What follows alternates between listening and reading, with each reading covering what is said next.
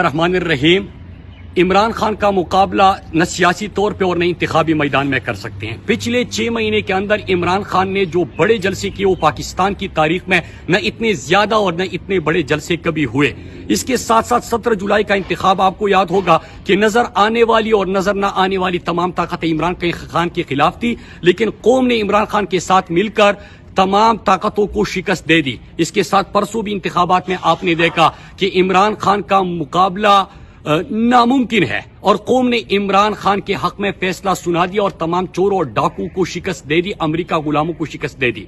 इसके साथ साथ इमरान खान को माइनस करने का बड़ा शोर था और हम आपको बार बार आगाह कर रहे थे कि इमरान खान को किसी भी तरीके से माइनस करना चाहते हैं, क्योंकि इंतखाबी और सियासी मैदान में इमरान खान का मुकाबला ये नहीं कर सकते। लिहाजा election commissioner, chief election commissioner जो नून लीग की बी टीम का किरदार अदा कर रहा है, जो करप्ट टोलों के साथ मिला हुआ है और जिनके मुतनाज़िया फैसले सबके सामने हैं, वो तो मिला हुआ था। लेकिन मैं आज जो आपको बात बताने जा रहा हूं, 10 दिन पहले कौन गया इलेक्शन कमिश्नर के मेंबरान के पास, उनको पहले भी धमकाने की और डराने की कोशिश कर रहे थे, लेकिन वो न झुके थे और उन्होंने कहा कि इमरान खान के खिलाफ ये फैसला आप कर ही नहीं सकते, ये फैसला आप गलत करवाना चाहते हैं। वो खड़े हो गए।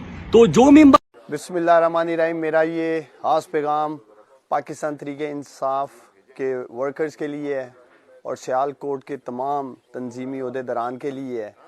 इलेक्शन कमीशन ऑफ पाकिस्तान से, इस imported election commission of Pakistan से जो नाइंसाफ़ी पर मबनी फ़ैसला हमारे लीडर इमरान खान के ख़िलाफ़ आया है, आप सब लोग बाहर निकलें और नेकापुरा पुलैक पर इकट्ठे हों और इन चोरों, डाकुओं, लुटेरों, नलायकों, नहलों को, और ख़ास तौर पे जो अमेरिका का एक ग़ुलाम सियालकोट में रहता है, उसे भरपूर जवाब देने के लिए, एहतजाज के लिए इकट्ठे हों। पाकिस्तान जिंदाबाद, इमरान खान पाइंदाबाद।